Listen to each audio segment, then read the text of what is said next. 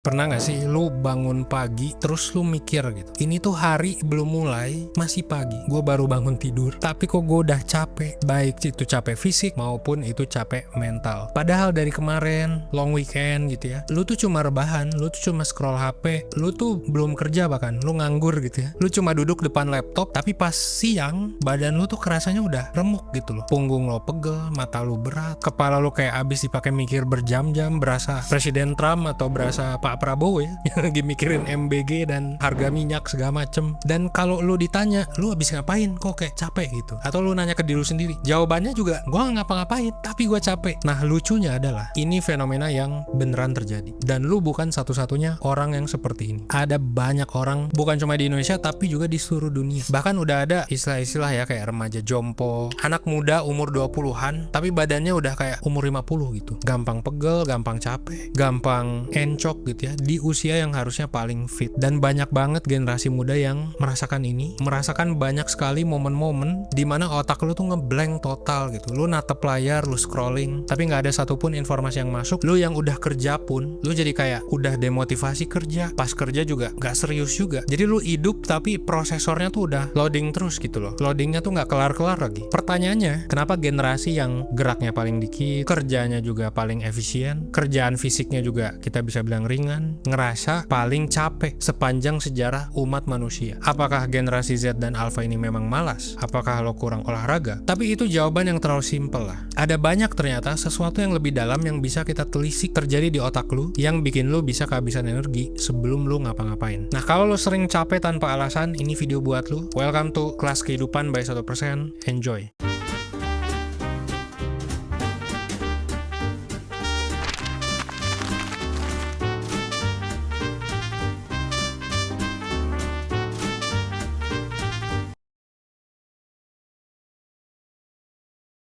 Oke, jadi logikanya tuh gini, tubuh lu itu punya sistem alarm yang namanya adalah fight or flight. Jadi ketika lu ngadepin ancaman nih, lu ketemu singa misalnya, ketemu beruang gede banget, jantung lu sebagai manusia itu bisa tiba-tiba deg-degan, otot lu bisa tiba-tiba tegang, lu bisa tiba-tiba kabur, hormon stres lu ngucur. Nah ini adalah mekanisme respons fight or flight. Ini normal dan ini berguna. Kalau lu nggak merasa seperti ini, bisa jadi lu kurang normal gitu. Jadi ya kayak misalnya lu ketemu orang mau ngebegal lu gitu ya, lu lagi di hutan terus tiba-tiba gelap gitu ya, atau tiba-tiba mati lampu terus takut gitu. Sistem fight or flight ini yang nyelamatin lu dari mara bahaya, atau menyelamatkan manusia-manusia zaman dulu sampai sekarang lah ya. Nah masalahnya sistem ini tuh didesain cuma untuk alarm sebentar lah. Jadi ada bahaya, oh oke, fight or flight, terus mati lagi nih alarmnya. Nah masalahnya di zaman nenek moyang itu kan ancamannya jelas, bisa ada ketemu singa lah, bisa tiba-tiba ada serigala lah gitu kan, dan lain-lain. Ada harimau ya tinggal lari gitu, kalau larinya kurang cepet, nggak fight or flight ya mati lu gitu kan. Masalahnya tubuh kita masih pakai sistem purba ini yang sama kayak ribuan tahun lalu, tapi bedanya lu hidup zaman sekarang, lu hidup di Jakarta, lu di kota besar. Alarm itu tuh nyala terus. Nyalanya dari mana? Dari notifikasi WhatsApp, dari deadline, dari berita buruk, dari pidatonya presiden, dari IHSG yang terus turun, dari notifikasi ini Singapura dollar udah 14.000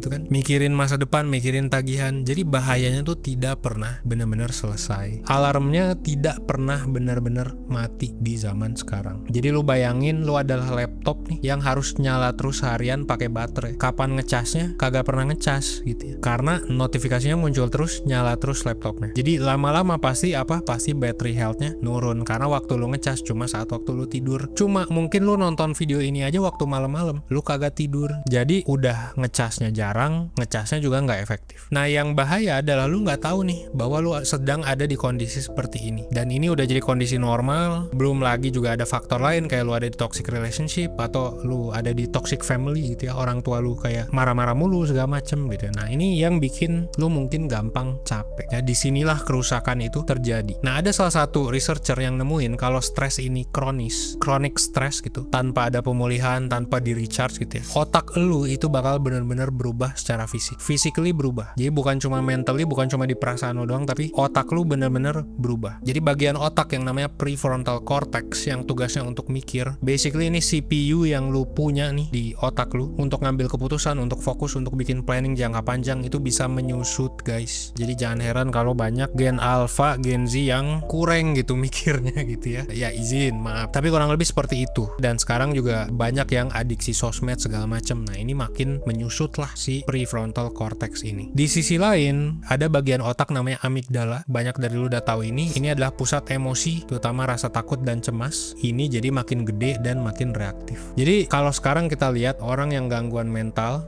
anxiety disorder misalnya itu naik segala macam. Kita udah jangan heran gitu karena ya zaman sekarang memang beda dengan zaman dulu. Kita udah nggak bisa nyantai tiap hari. Kita harus mantengin saham lah, mantengin berita lah segala macam. Ini bukan cuma perasaan lu. Jadi stres yang numpuk ini literally mengubah lu. Lu jadi susah fokus, gampang cemas, gampang capek secara fisik maupun mental. Nah, kalau kita lihat dari data juga, data orang Indonesia, ini ada survei dari salah satu lembaga di Jakarta yang menemukan kalau 58,5% Gen Z Indonesia itu ngeluh pegel-pegel. Ini mayoritas loh ya, 58% dan 46% tuh gampang capek. Jadi hampir setengahnya atau bahkan lebih sekarang dari anak muda kita yang ngerasa lelah. Ini survei tahun 2022 by the way. Tahun 2026 mungkin udah lebih parah lagi. Jadi keluhannya tuh sering pusing, sering masuk angin, sakit pinggang, sakit punggung, dan berbagai macam keluhan yang harusnya hanya dirasakan oleh orang tua gitu ya. So, ini bukan kebetulan, ini gejala dari sesuatu yang lebih besar. Nah, banyak yang mikir ini tuh masalahnya dari badan. Jadi solusinya adalah istirahatin badan, pijat gitu ya segala macem. Tapi kalau emang gitu ya orang juga tidur nggak capek dong. Tapi ini lu udah tidur cukup tapi masih ngerasa capek. Nah, ini ada penyebab yang lain.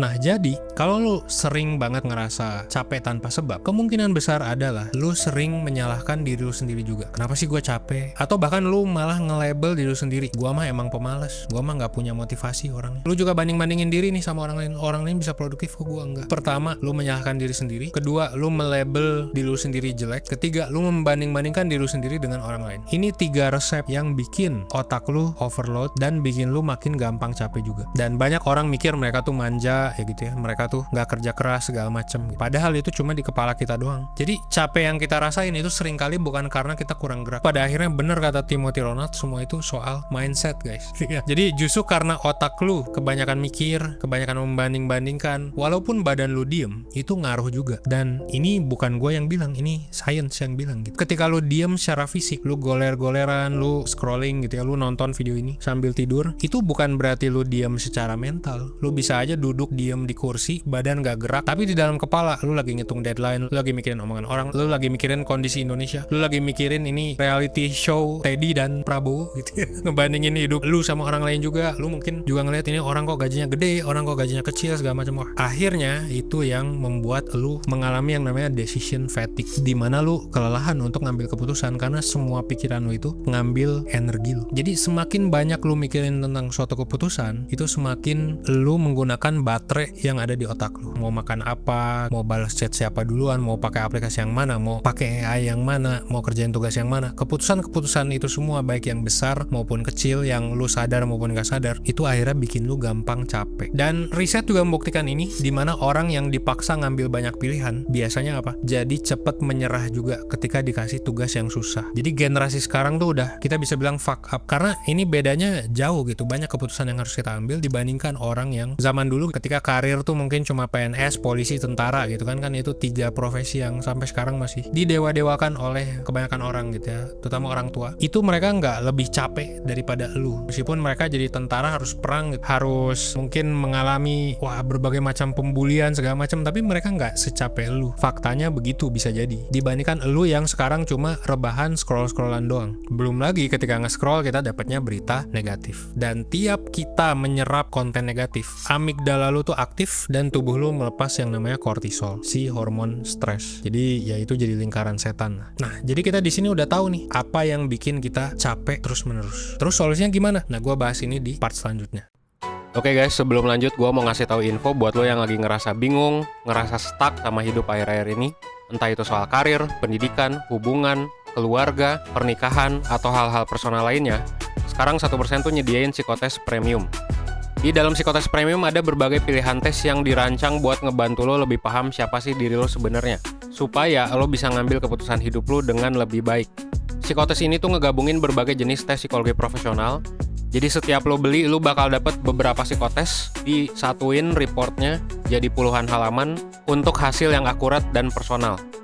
Lo bisa baca puluhan halaman ini, dan yang paling keren, kalau lo nggak ngerti atau lo ada pertanyaan, lo bisa dapet insight lanjutan lewat konsultasi bareng expert dari 1%, langsung berdasarkan hasil tes lo.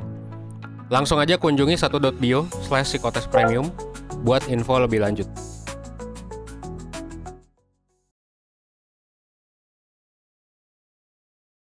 Solusinya gimana? Yang pertama udah jelas, yaitu adalah active recovery. Jadi bukan cuma istirahat fisik, tapi juga istirahat mental. Ya, lu harus mematikan otak lu gitu. Biarin otak lu jadi bodoh, biarin lu jadi bosen dengan keadaan. Jadi jangan nge-scroll, jangan melakukan apapun. Karena ini akan merecover otak lu. Active recovery itu kayak misalnya ya, jalan kaki tapi nggak main HP. Nafas dalam beberapa menit. Jadi simple aja. Atau ngelakuin sesuatu yang bikin lu fokus ke present moment. Nah, ada riset menarik, ini juga solusi menarik, bahwa ketika lu ngelel ya, menunjukkan lidah lu, jadi lidah lu dijulurkan keluar selama 40 detik, terus lu nggak ngapa-ngapain, itu ternyata bisa mengurangi stres lu. Jadi lu bisa melakukan itu kalau lu bingung mau ngapain, atau lu males jalan-jalan keluar, lu cukup kayak anjing gitu ya. Jadi keluarin lidah lu, hitung 40 detik, lu bakal nggak jadi stres. Itu trik yang gua temukan dari Twitter, guys. Nggak tahu bener apa enggak, tapi katanya berdasarkan riset sih bener. Yang kedua, nah ini yang sudah dilakukan oleh banyak orang juga, mungkin yang paling terkenal di Indonesia tuh Raditya Dika ya. Kalau lu lihat di podcastnya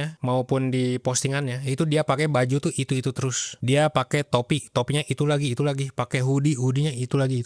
Itu adalah cara untuk mengurangi keputusan receh. Bahasa kerennya mungkin minimalism gitu. Lu nggak bingung gitu mau makan apa karena udah meal prep seminggu sebelumnya. Lu nggak bingung mau pakai baju apa, lu nggak bingung kerja di mana karena lu udah punya rutinitas. Dan kebanyakan orang yang stres tuh nggak punya rutinitas, nggak punya hobi. So, ya find your routine dan find your hobby. Yang ketiga adalah ya ini very obvious tapi gue yakin lu mungkin susah. Tapi basically kalau lu mau tidur jangan main HP. Basically itu aja. Sekarang udah banyak aplikasi yang bisa melarang lu main HP, tapi ya nggak apa-apa lah main HP ya. Yang penting nonton YouTube 1%. Ya tapi on a serious note, ini juga cara lu untuk tidur yang bener. Gimana caranya? Lu jangan megang HP kalau lu mau tidur. Yang keempat adalah gerak. Nah ini jadi jangan mager ya. Gerak walaupun dikit. Jadi jalan kaki. Mungkin ini juga ngaruh ke keputusan lu milih tempat tinggal kali ya, atau kosan gitu. Jadi pastikan lingkungan lu, komplek lu tuh lingkungan yang aman untuk jalan-jalan. Terus lingkungan yang enak juga buat jalan kaki. Jadi ada trotoarnya, mungkin lu bisa naik MRT bolak-balik gitu ya. Atau lu bisa jalan ke kafe terus ngopi gitu. Momen-momen seperti itulah yang harusnya akan sangat berharga sih menurut gue ya, sebagai Gen Z juga yang tiap hari megang HP dan harus mentengin konten orang-orang. Gue ngerasa ketika gue milih tempat tinggal yang dekat dengan trotoar yang bagus gitu ya, dengan lingkungan yang adem, tetangga yang oke juga, gue jadi nggak gampang stres meskipun gue harus bayar lebih mahal gitu ya. Biasanya kan yang lebih tenang lu di apartemen, terus di apartemen juga kan lu bisa keliling-keliling lah kan, biasa ada kolam renang, ada gym ya, itu lebih enak buat gue ya. Itu aja tipsnya guys. At the end of the day, capek yang lu rasain itu valid. Ini dirasain oleh semua orang. Jangan merasa buruk sama diri lu sendiri karena memang dunia ini yang buruk guys, bukan kalian. Ya bisa jadi keputusan yang kalian lakuin juga buruk, tapi ini bisa diubah. Jadi lu harus percaya itu semuanya tentang mindset, oke? Nah, yang gue penasaran dan gue pengen nanya ke lu semua, kira-kira dari keempat cara tadi ada yang udah lu lakuin apa belum? Dan kira-kira ada isu lain kah yang mau lu share? Atau ternyata lu punya trik lain yang bisa works buat lu dan bisa dipelajari oleh banyak orang? Please komen biar nanti orang lain bisa terbantu atau bisa menjawab pertanyaan lu. Oke? Thanks for watching. Gue Evan 100%. Well, thanks.